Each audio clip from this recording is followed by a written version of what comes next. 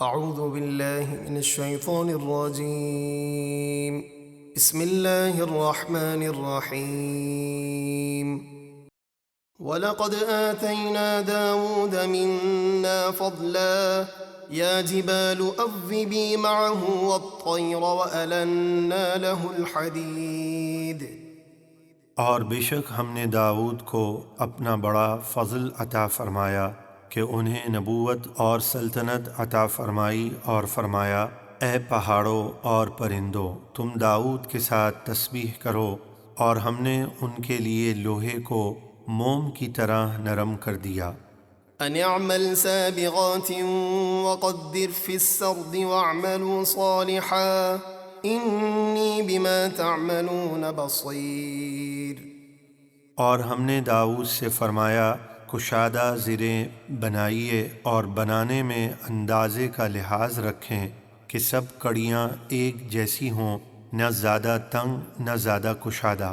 اور اے آل داؤد، تم سب نیک کام کرتے رہو، بے شک میں تمہارے سب کاموں کو دیکھ رہا ہوں۔ ولسليمان الريح غدوها شهر ورواحها شهر وأسلنا له عين القطر ومن الجن من يعمل بين يديه بإذن ربه ومن يزغ منهم عن أمرنا نذقه من عذاب السعير.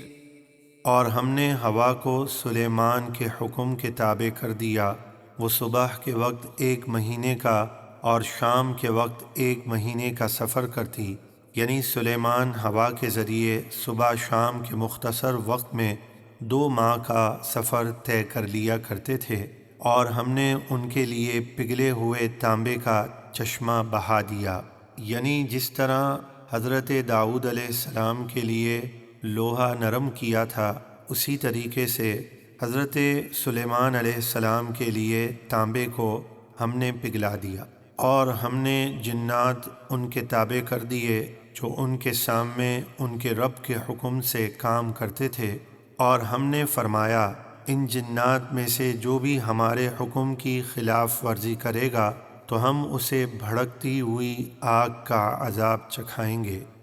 يعملون له ما يشاء من محاريب وتماثيل وجفان كالجواب وقدور الراسيات اعملوا آل داود شكرا وقليل من عبادي الشكور. وہ جنات سلیمان کے لیے بناتے تھے جو سلیمان چاہتے تھے، مثلاً اونچے اونچے محل اور تصویریں جو کہ ان کی شریعت میں جائز تھیں، اور حوض جیسے بڑے پیالے، اور جمی ہوئی بڑی بھاری دیگیں جو ہلائی نہ جا سکتی تھیں۔ ہم نے فرمایا، اے داؤد کے گھر والو، ان نعمتوں پر اللہ کا شکر ادا کرتے رہو، اور میرے بندوں میں سے شکر کرنے والے کم ہی ہیں۔ فلما قضينا عليه الموت ما دلهم على موته إلا دابة الأرض تأكل من سأته فلما خر تبينت الجن أن لو كانوا يعلمون الغيب ما لبثوا في العذاب المهين. پھر جب ہم نے سلیمان پر موت کا حکم بھیجا تو زمین کی دیمک کے سوا جنات کو کسی نے ان کی موت کی خبر نہ دی جو ان کا عصا کھاتی رہی تھی، کیونکہ آپ عصا پر ٹیک لگائے عبادت میں مشغول تھے۔ اسی حال میں آپ کا وصال ہوا اور دیمک نے عصا مبارک کو کھا لیا اور آپ کا جسم مبارک زمین پر تشریف لے آیا۔ تب جنات کو آپ علیہ السلام کی وفات کا پتہ چلا۔ پھر جب سلیمان زمین پر آئے تو جنات کی یہ حقیقت کھل گئی کہ وہ غیب کا علم نہیں جانتے، کیونکہ اگر وہ غیب جانتے تو خواری کے عذاب میں نہ پڑے رہتے، اور حضرت سلیمان کی وفات کے بعد ان کے ڈر سے 1 سال تک مشقت کے کام نہ کرتے۔ مروی ہے کہ حضرت داؤد علیہ السلام نے بیت المقدس کی بنیاد اس مقام پر رکھی تھی جہاں حضرت موسیٰ علیہ السلام کا خیمہ نصب کیا گیا تھا۔ اس عمارت کے پورا ہونے سے قبل حضرت داؤد علیہ السلام کی وفات کا وقت آ گیا تو آپ نے اپنے فرزند حضرت سلیمان علیہ السلام کو اس کی تکمیل کی وصیت فرمائی، چنانچہ آپ نے جنات کو اس کی تکمیل کا حکم دیا۔ جب آپ کی وفات کا وقت قریب پہنچا تو آپ نے دعا کی کہ آپ کی وفات جنات پر ظاہر نہ ہو تاکہ وہ عمارت کی تکمیل تک مصروف عمل رہیں اور انہیں جو علم غیب کا دعویٰ ہے وہ باطل ہو جائے۔ لقد كان لسبإ في مسكنهم آية جنتان عن يمين وشمال كلوا من رزق ربكم واشكروا له بلدة طيبة ورب غفور۔ بے شک قوم سبا کے لیے ان کی آبادی میں ہماری قدرت کی بڑی نشانی تھی، 2 باغ، ایک دائیں جانب دوسرا بائیں جانب۔ ہم نے ان سے فرمایا اپنے رب کا رزق کھاؤ اور اس کا شکر ادا کرو، یہ پاکیزہ شہر تمہارے لیے ہے اور تمہارا رب بڑا بخشنے والا ہے۔ فأعرضوا فأرسلنا عليهم سيل العرم وبدلناهم بجنتيهم جنتين ذواتي أكل خمط وأثل وشيء من سدر قليل۔ تو انہوں نے اللہ کی شکر گزاری سے منہ پھیرا اور انبیاء کو جھٹلایا تو ہم نے ان پر زور کا سیلاب بھیجا اور ہم نے ان کے نعمتوں والے 2 باغوں کو تباہ کر کے ان کے بدلے ان کو 2 ایسے باغ دیے جن میں بد مزہ پھل اور جھاؤ کے درخت اور تھوڑی سی بیریاں تھیں۔ ذلك جزيناهم بما كفروا وهل نجازي إلا الكفور۔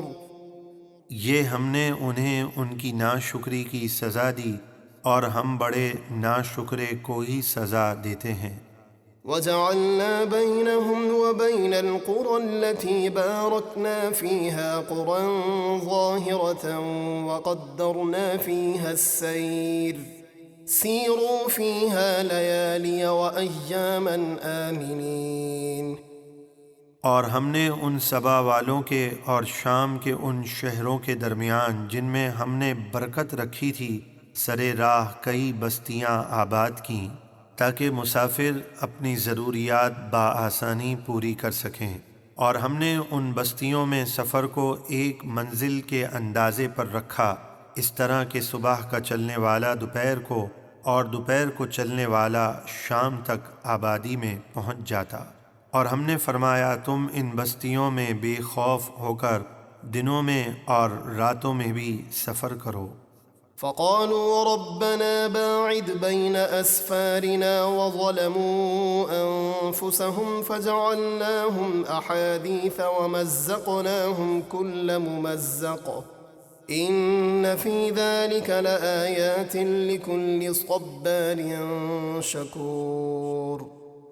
تو وہ ناشکری کرتے ہوئے بولے اے ہمارے رب ہمارے سفر میں دوری ڈال دے کہ ہمارے اور شام کے درمیان جنگل اور بیابان کر دے تاکہ بغیر توشے اور سواری کے سفر نہ ہو سکے۔ اور انہوں نے یہ دعا کر کے خود اپنا ہی نقصان کیا تو ہم نے ان کو تباہ کر کے بعد میں آنے والوں کے لیے عبرت کے افسانے بنا دیا، اور ہم نے انہیں بالکل جدا جدا کر دیا کہ وہ بستیاں غرق ہو گئیں اور بچنے والے دور دراز مختلف شہروں میں منتشر ہو گئے۔ بے شک اس واقعے میں ضرور نشانیاں ہیں ہر بڑے صبر کرنے والے اور ہر بڑے شکر کرنے والے کے لیے۔ وَلَقَدْ صَدَّقَ عَلَيْهِمْ إِبْلِيسُ ظَنَّهُ فَاتَّبَعُوهُ إِلَّا فَرِيقًا مِّنَ الْمُؤْمِنِينَ۔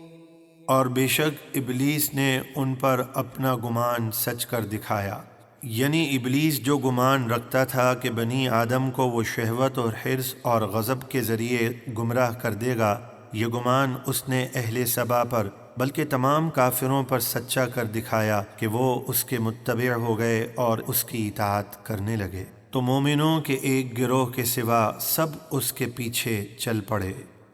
وما كان له عليهم من سلطان إلا لنعلم من يؤمن بالآخرة ممن هو منها في شك وربك على كل شيء حفيظ۔